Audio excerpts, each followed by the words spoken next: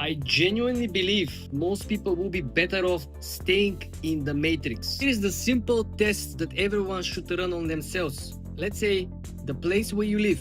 You can be in the mountains, it can be in the city. You like walking every single day. When you have a free time, you like to go out for a walk. If you live in the mountain, you love walking or hiking 2 hours in the mountain. If you live in the city, you like spending 2 hours going on the stores, going to the mall, whatever. But after these 2 hours, you always feel that your legs are tired. You always feel that your legs hurt.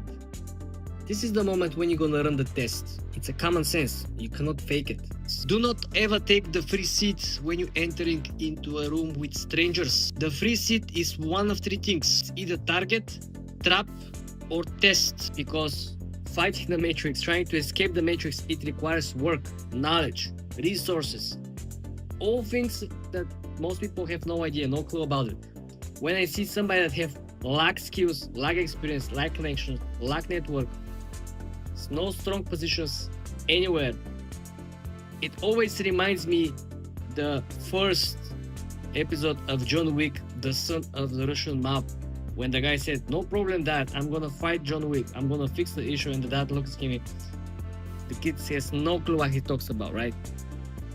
That's why presumably most people are simply better off staying in the matrix, following 9 to 5, working paycheck to paycheck, trying to build up something, trying to get the first home, first house, competing with BlackRock, etc. Right?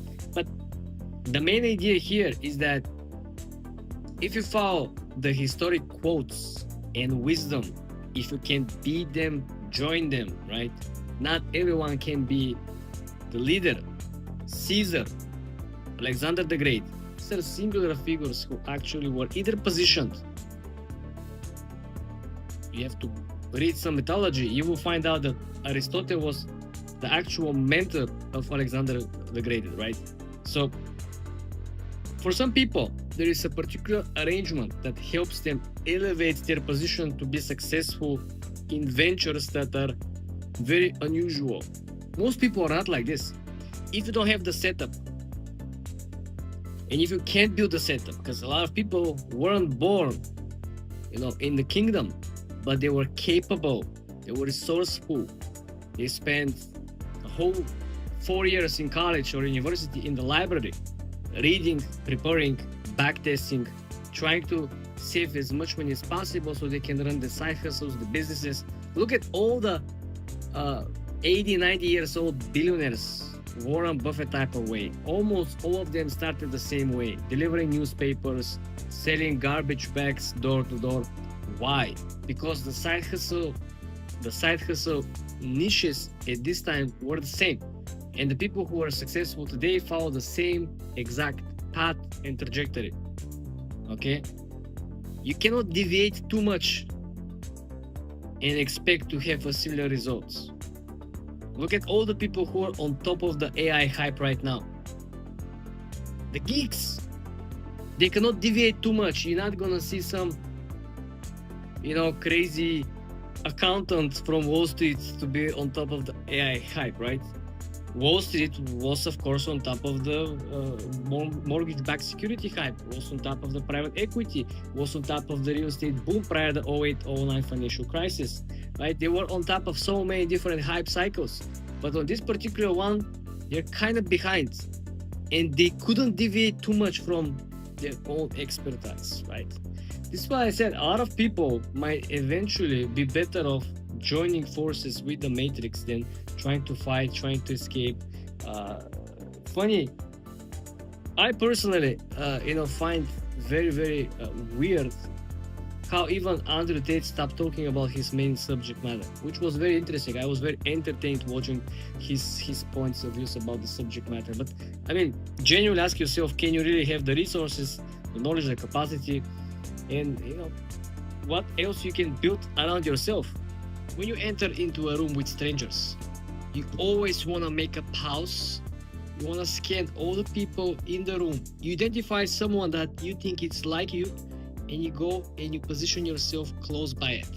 You don't go like a loser and without identifying who is in the room and take the only free seat Because think about it, if the room is filled up with people that you don't know, that there are people standing but no one has taken the free seat, there is a reason for it. Remember, it's one of three things. It's gonna be a test. They wanna test you. Who are you? Why are you there? How are you gonna act? And of course, what you gonna do after you took the seat? Are you gonna mind your business? Are you gonna look at them? What is your next step? Is it gonna be a trap? Similar to the movies where every single important person that has two cars, one on the front and one at the back, providing a security in case of a trap, right? This is the same situation. You have a one free seat, you have two people on each side of the free seat. This is the second important point. Third important point, it might be a test, right? Test, trap, and target, right? The target, something, it is going to happen, it is planned to happen on this particular spot, and everyone else in the room knows that they should stay away from this free side, okay? But you just enter the room, you don't know what's going on, and I've seen this many times. Just think about how many times you have used the public transportation and there is one free seat, and the next stop comes in. No one stand up to make the free seat. The free seat has been there for a couple of stops, and there are people coming in and just grab the free seat, right? Just think about this. Without scanning, without identifying the situation, the seat might be dirty. Something happened just a couple of minutes prior, something with the seat. Some people might have fought, something else might have happened over there. Other people around are not stupid standing. It's a very simple, premature example. Things could be much more serious than this. This is why being always aware of your surroundings and making a quick pause, scanning, observing, analyzing, because this is the most common reaction, right? You identify someone who is like you, according to your own personal judgment. You position yourself close by them. You don't go and position yourself and you sit next to or stand next to a person who is completely opposite of you, right? Why? Psychologically, you want to make sure that you can predict the move of the person that is closest to you. Who you can predict, someone that you think it's like you. So it's kind of you can predict what you would do in case of an emergency, in case of an ABCD situation. You don't want to sit to someone that you cannot really read psychologically. We got to strategically self-defense military type of mode, but realistically this is probably the best way that you can not only position yourself but collect information, preserve yourself, preserve your security, and also you may be able to put yourself in one of the strongest positions in terms of offense or defense, depending on the developments.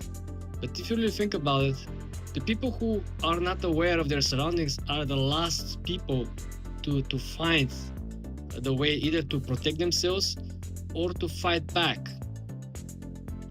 Think about it. This is not something unusual or something out of the blue. This is something that I believe most people watching this video will be completely already experienced situation like this, where they enter into the room, right, and they just look all these strangers and they don't want to take the seat.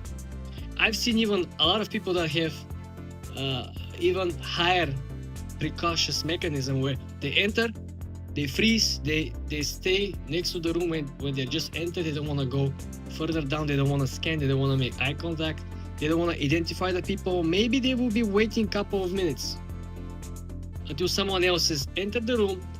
Everyone else will be distracted, so the people prior entering will have the opportunity to identify, to scan everyone else and plan their next move. You know how when you go on Google and you just type on the empty search box, Google gives you the most search queries, right?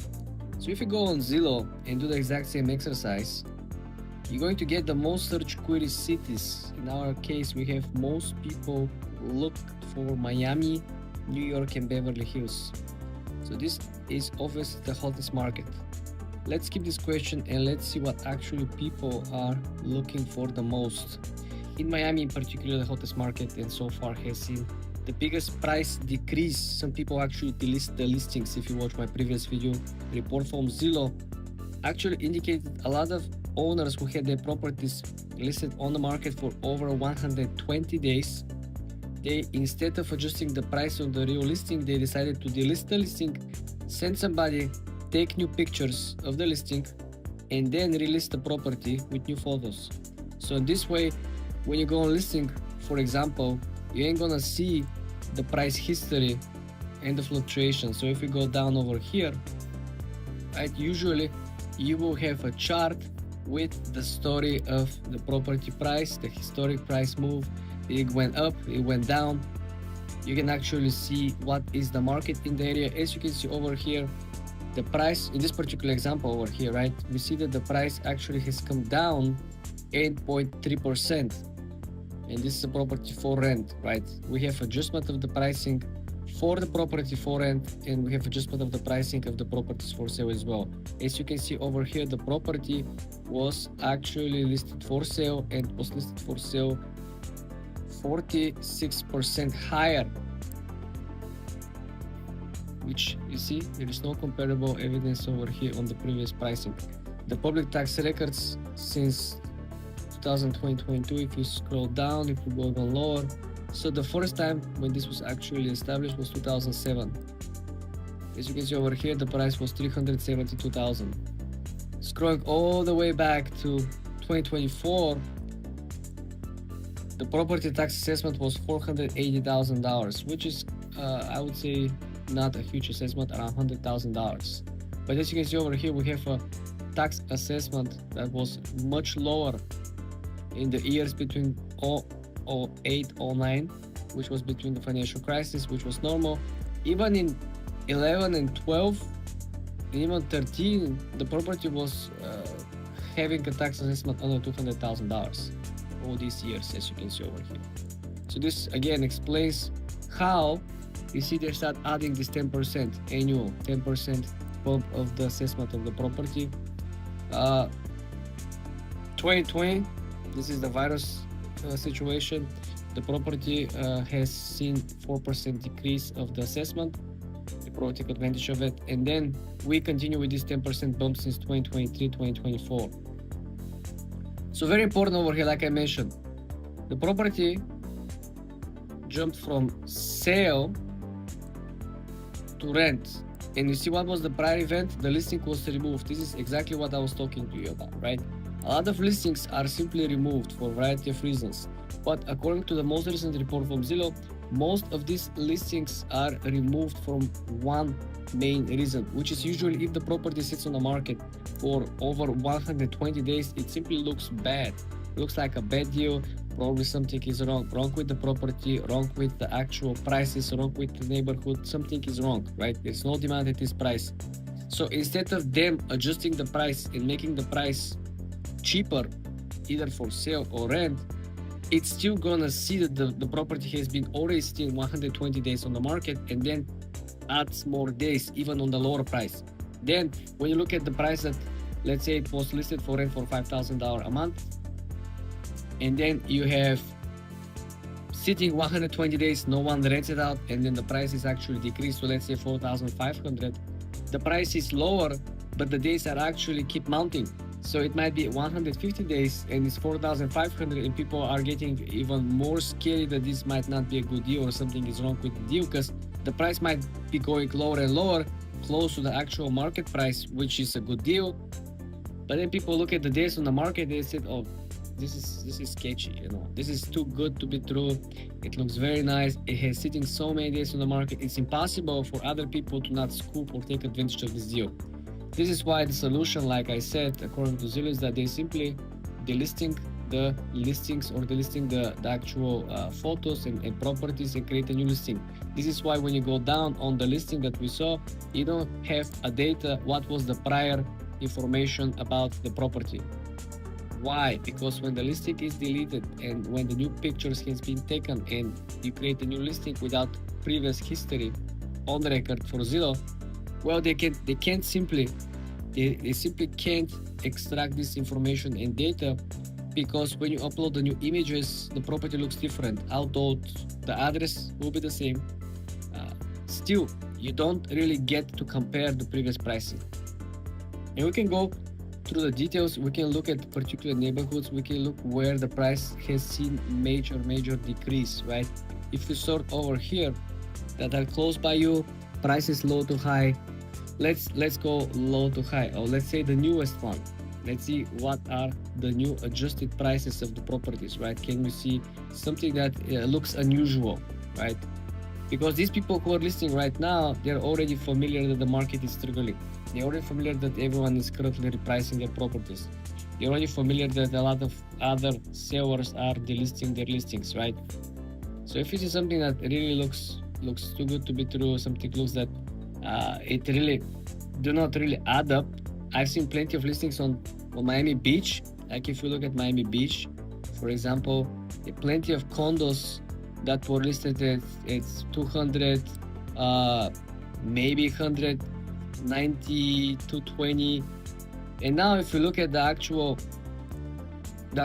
properties, a lot of these condos are listed for like 150, maybe $160,000. So they see maybe 20, 30, 40% of it actual discounted prices. So if you scroll down here and if you do, let's say up to $200,000, right?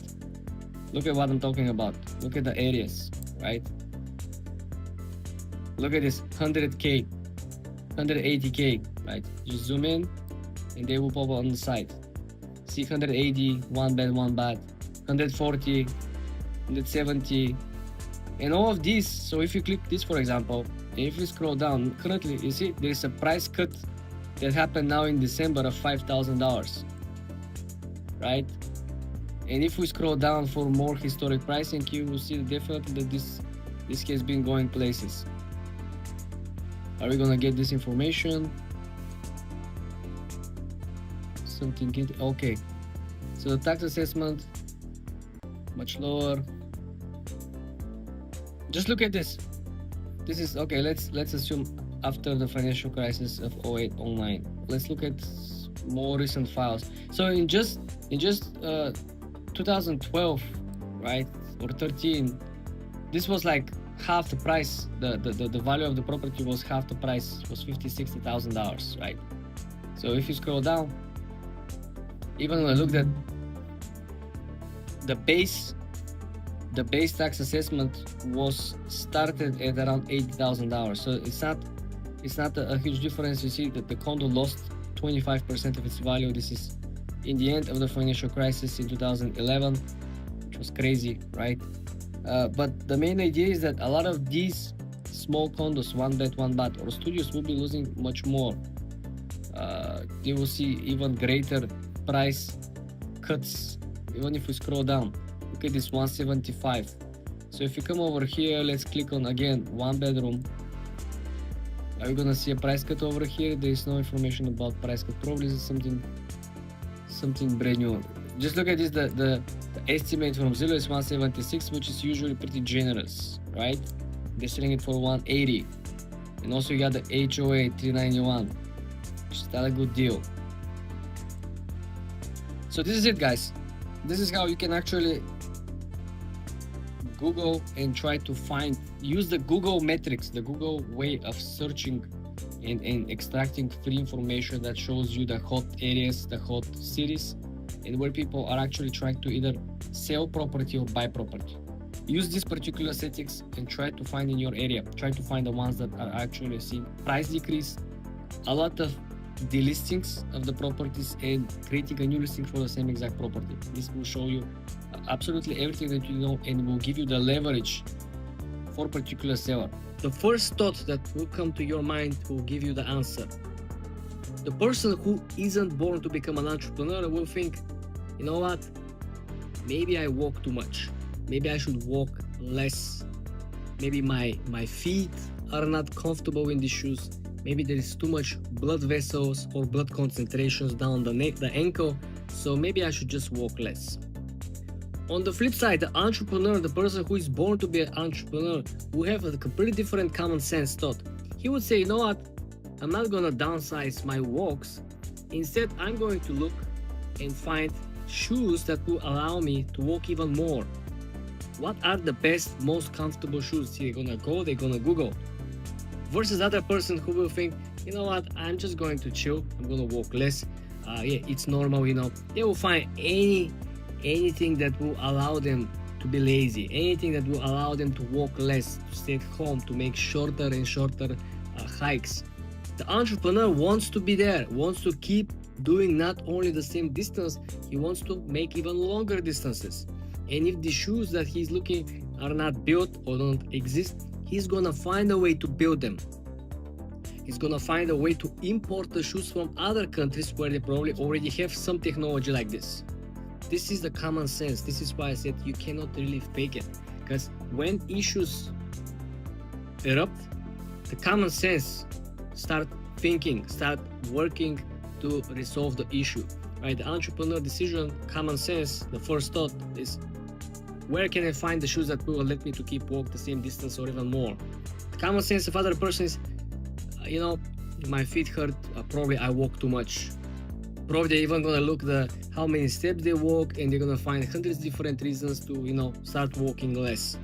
And that's a game over for them, right? 100%, they're not gonna keep putting themselves through the pain.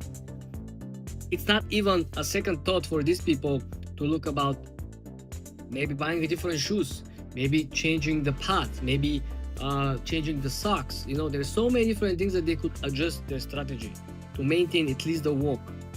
On the flip side, the common sense on the entrepreneur, it's never giving up, it's never backstepping, it's never, you know what, I'm gonna downsize the path, downsize the hike, I'm gonna walk less. You know, he's never gonna, his common sense, his first thought is to fight and persist and find solution. They don't walk back. And remember, both of these examples, both of these people are alone. They don't have to prove anything to anyone. So basically, you know, there is a quote that people are really genuine when they're sure that no one is watching. And this is what I'm trying to say, right? When you're sure that no one is watching, people are really genuinely doing what they really would do if nobody watches. So this is why the common sense, which is usually based on your previous experience, knowledge, performance, like if you fail 10 times to pass the math exam, your common sense, if further down the road in life had a math exam or questions about math, you probably will step back and let somebody else to take care, because your common sense, it's based on your previous experiences, will not let you fail again. Same thing. This is why the common sense is kind of giving you a real-time check who you are, what you can and cannot do. This is why this is very, very important. It's a very simple example. Like I said, every kid will understand and see the difference, right? You know, there are kids who, they will go down on the playground, they will try to play soccer or whatever, they're gonna fall and they're gonna give up, right? And the kids who will continue playing, even if their knees hurt, whatever, right? It's just a common sense. It's the mentality that is built inside of everyone. And if you haven't tested yourself, you have to test it, and you have to find out what type of a person are you. And this hopefully will give you much clearer path where you should double down